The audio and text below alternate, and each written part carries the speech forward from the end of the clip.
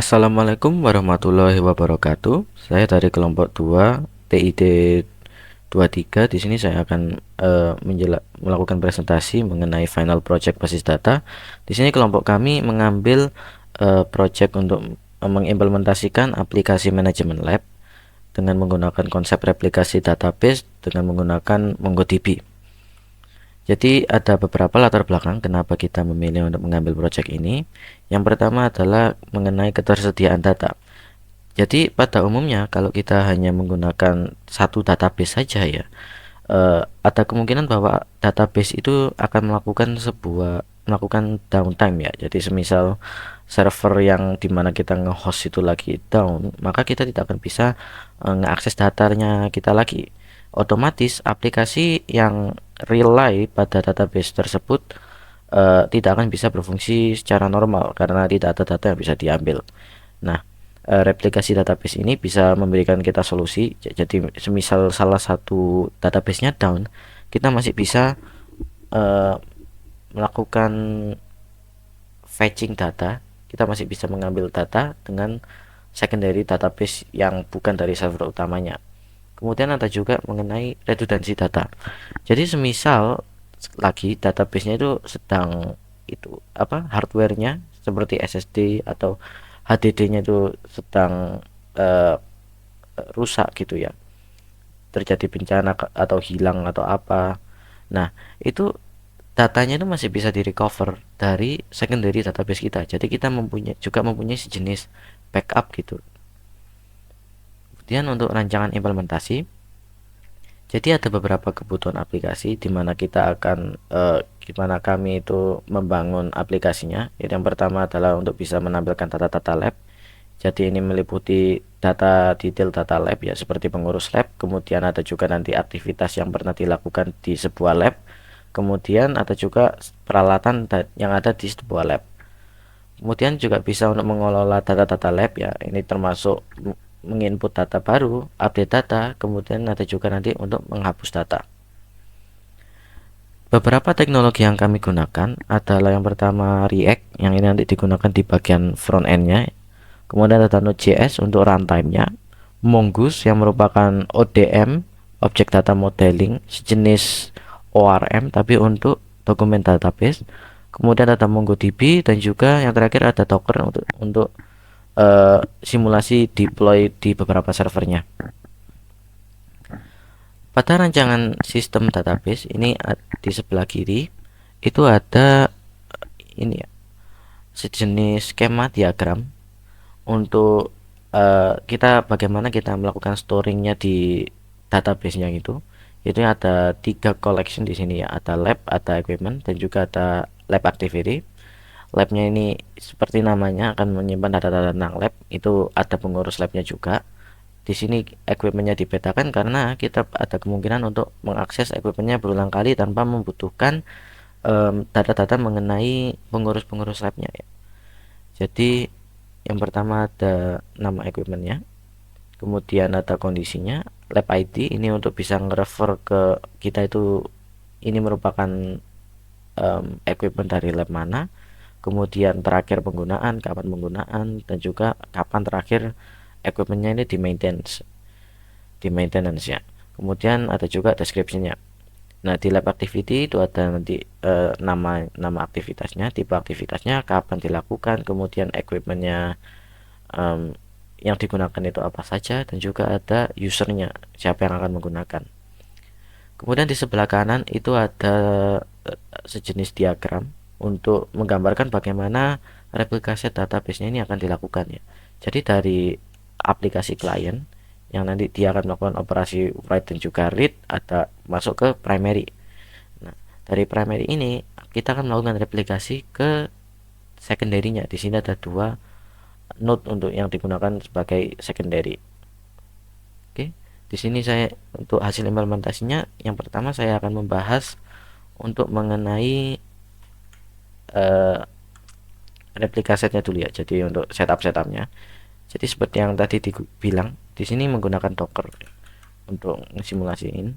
Jadi yang pertama di sini saya untuk Dockernya ini full di satu mesin.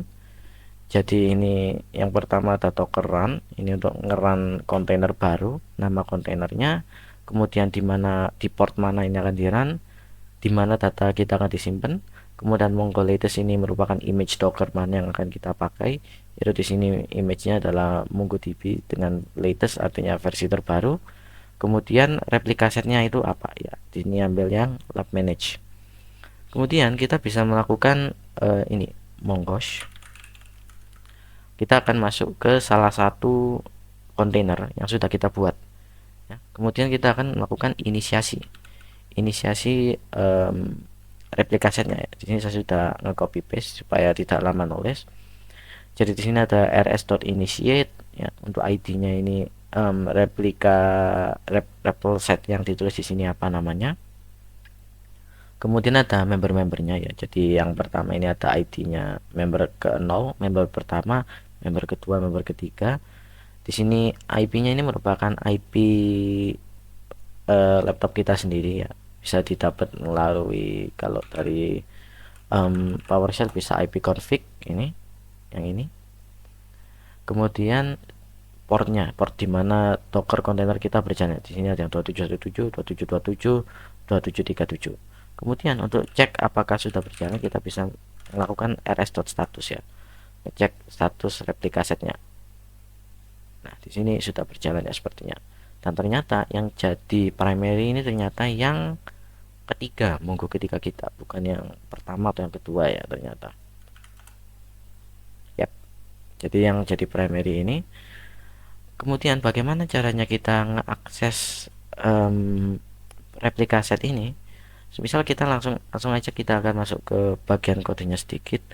Di sini ada db URI, ini untuk .env, nanti URI-nya yang dieksekusi.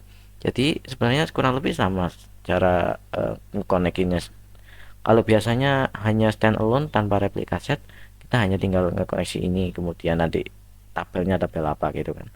Di sini kita list semua dengan menggunakan koma, kemudian slash lab management ini untuk tab apa database yang kita gunakan, kemudian ada replika set ini nanti untuk nama replika setnya ya. Di sini akan digunakan di bagian ini db.js ini. Jadi ini nanti file JS yang akan mengkoneksinya ya. Jadi langsung menggus connect ke proses env.db URI-nya. Kita tinggal npm run start. Oke, database connected. Kemudian kita bisa ke sini. Nah, jadi di sini udah bisa tertulis ya, no labs available. Jadi di sini saya akan ngekasih sedikit data, satu data aja.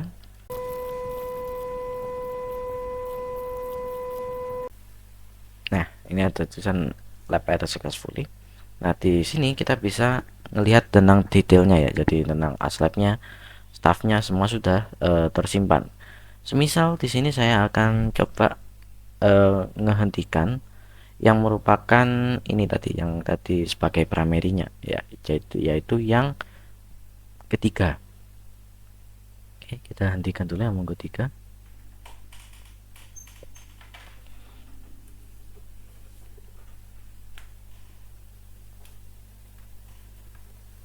Nah, sudah berhenti. Sekarang kalau kita melakukan rs.status, nah ini ya, error connecting, jadi dia not reachable, dan secara otomatis dua node sisanya ini akan melakukan pemilihan ya, siapa yang akan jadi primary. Kebetulan di sini ternyata yang Mongo 1 yang merupakan yang jadi primary. Setelah ini terjadi, di sini kita masih bisa mengakses datanya ini. Meskipun salah satu primary-nya, meskipun salah satu data utamanya yaitu yang primary tadi gagal ya, ini masih bisa diakses. Kemudian di sini saya juga akan ngelakuin sedikit lagi untuk simulasinya ya. Tapi di sini saya akan coba ngelakuinnya itu dengan laptop yang dengan salah mesin yang berbeda ya. Di sini saya sudah buka salah satu laptop saya dari SSH. Jadi saya eksekusi Dockernya juga di sini tapi pakai Mongo 6. Di sini nggak usah di port soalnya kita hanya nge-host satu database saja di mesinnya. Kemudian di mana akan di store-nya? Di sini saya pakai Mongo 4.4 ini karena untuk laptop yang ini hanya bisa mendukung ini. Jadi nanti untuk semua Docker-Docker yang lain dia akan juga pakai yang ini 4.4 juga.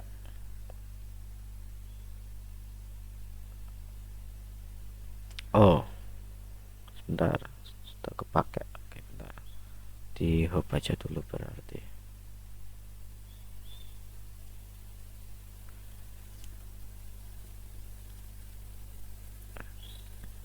Saya lupa nge-hub.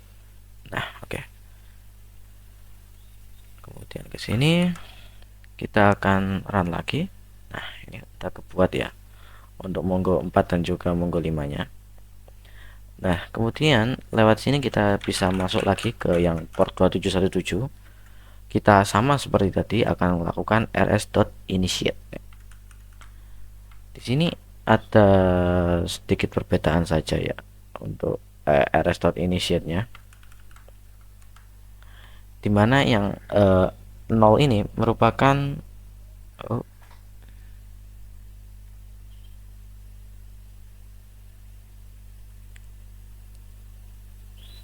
oh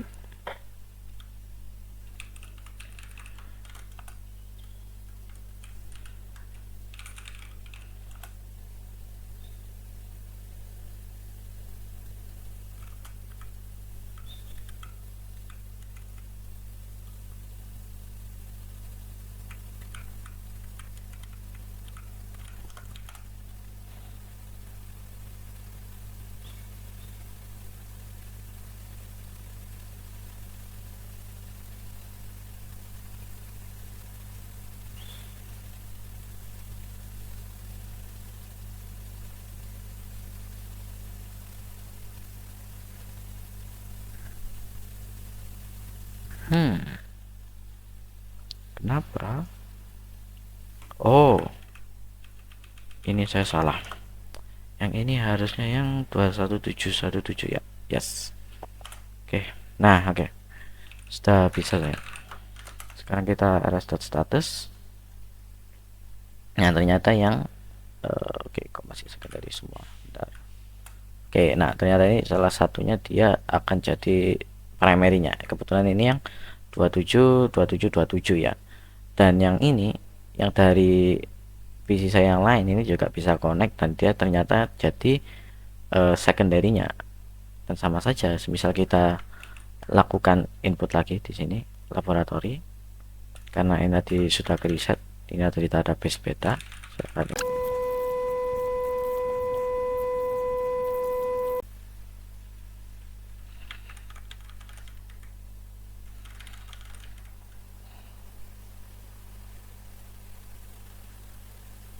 Oh, bentar, ternyata ini karena belum diganti env-nya ya. Jadi yang diganti dari env-nya ya kurang lebih sama sih kayak yang tadi ya, tapi nah ini jadinya 2727. Jadi yang pertama ini adalah IP dari servernya kita yang ini, yang ini. Jadi misal IP A ini kan yang bagaimana yang ini, nah ini 192.168.18.30. Jadi kita tinggal npm run start lagi. Oke, sudah ke start, kemudian kita coba add lab. Nah, tab added successfully ya, dan ini sudah bisa jalan. Oke, sekarang ini adalah sebuah hasil dari implementasi untuk rancangan database lab management system.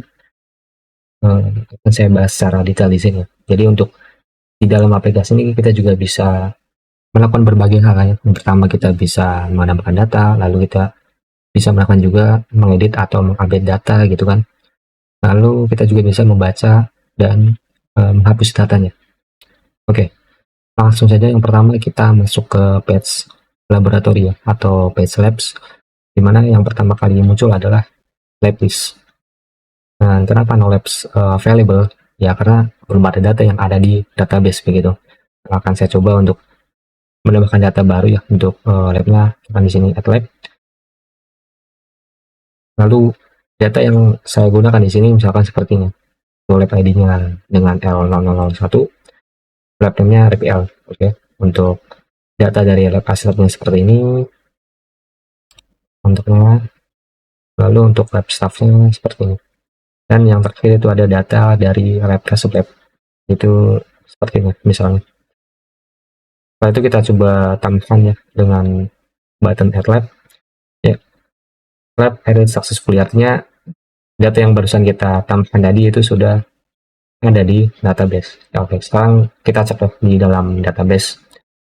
Di sini saya menggunakan MongoDB Compass ya, biar lebih simpel saja. Kita refresh dulu. Ya. Untuk lab yang 001 yang barusan kita tambahkan tadi sudah ada di dalam database. Oke. Kita kembali. Di dalam action itu ada button info. Kita coba klik di sini info. Ini adalah sebuah page di mana untuk menampilkan beberapa detail dari lab-lab tertentu gitu. Misalkan di sini kan lab ID-nya dengan L0001 gitu. Di mana dia akan menampilkan beberapa data dari ASLab, staff, dan juga ke sublab. Nah, di dalam ASLab kita bisa menambahkan ASLab baru ya, data ASLab baru di sini. Misalkan saya tambahkan di sini datanya seperti ini. Oke. Semesternya misalkan 5 ya. Lalu kita save. Oke. Secara otomatis dia akan menambahkan data yang barusan kita tambahkan tadi di dalam data ASLab. Lalu kita juga bisa mengedit dan juga menghapusnya gitu. Oke, kita coba untuk edit di sini. Semesternya kita ganti semester 6, lalu kita save. Ya. Untuk data yang tadi, yang sebelumnya kan semester 5 ya, sekarang jadi semester 6, dia berarti berhasil gitu kan. Oke. Lalu ketika kita menghapus juga akan ada alert seperti ini. Lalu kita klik OK, ya dia akan terhapus dari data ASLab. Oke. Untuk staff juga sama seperti tadi, ada action edit dengan juga ke sublab. Kita coba kembali di sini. Nah, sekarang akan saya coba ya untuk menambahkan beberapa peralatan gitu di dalam page equipment. Seperti tadi bahwa ketika tidak ada data yang dalam di database gitu, ya maka dia tidak akan muncul lah gitu. Oke, saran add equipment akan nama equipment atau peralatannya komputer ya, untuk kondisinya excellent, dan untuk peralatan yang akan ditaruh disimpan akan untuk lab di L111. Oke, seperti ini. Lalu kita coba add equipment. Ya, equipment added successfully, artinya sudah bisa, sudah ditambahkan dalam database. Kita coba lihat di MongoDB ya, seperti ya tadi dalam collection equipment. Kita coba lihat di sini. Ya, komputer sudah ditambahkan, atau peralatan yang tadi kita barusan tambahkan sudah ada di dalam database. Oke. Di sini juga sama seperti tadi, kita juga bisa mengedit atau mengupdate, dan juga kita bisa menghapus equipment yang ada di datanya. Kita coba edit ya.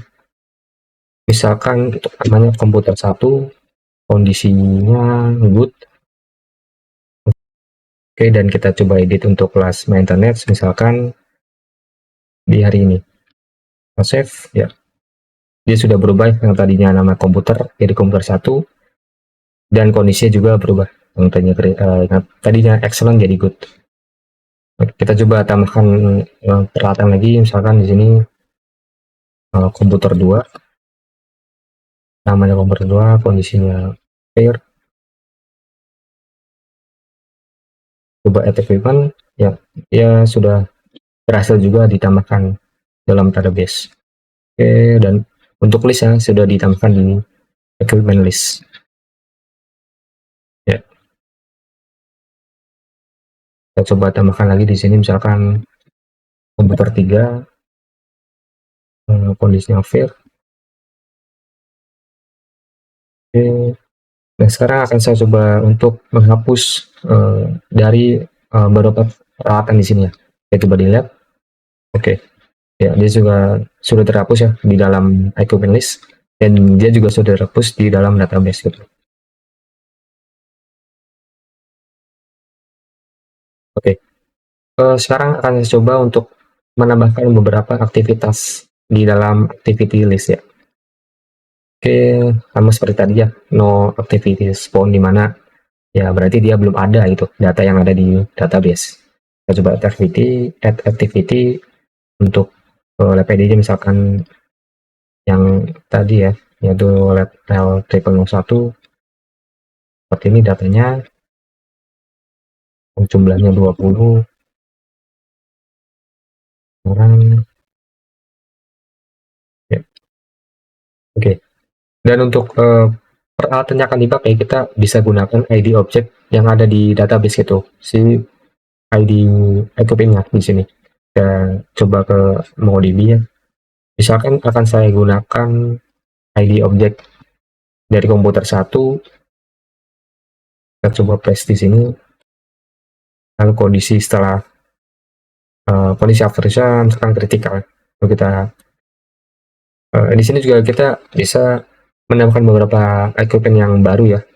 Sorry, kita juga bisa menambahkan beberapa peralatan yang akan dipakai lagi, tidak hanya satu ya. Sekarang saya add equipment untuk sama seperti tadi, ID dari peralatannya itu kita ambil dari database.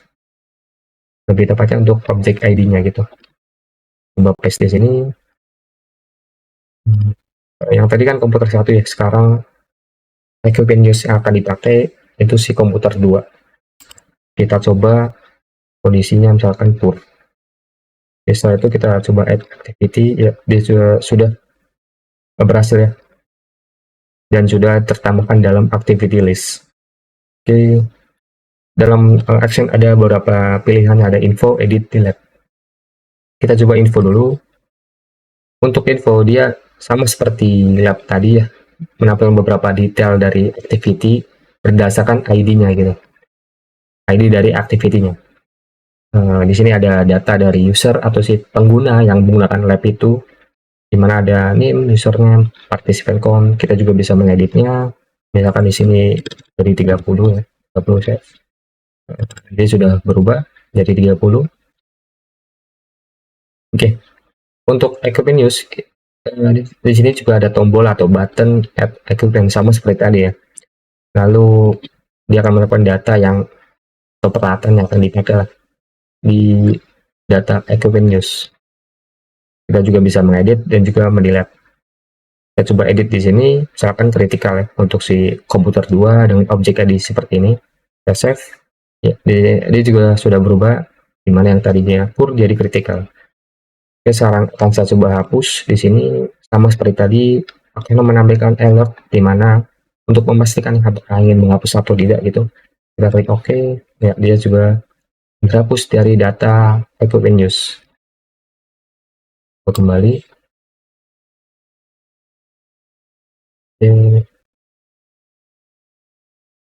Kita coba delete ya untuk si list atau equipment datanya gitu. Kita coba delete, ya itu juga bisa. Oke, mungkin itu saja ya, hasil implementasi dari rancangan database lab management system.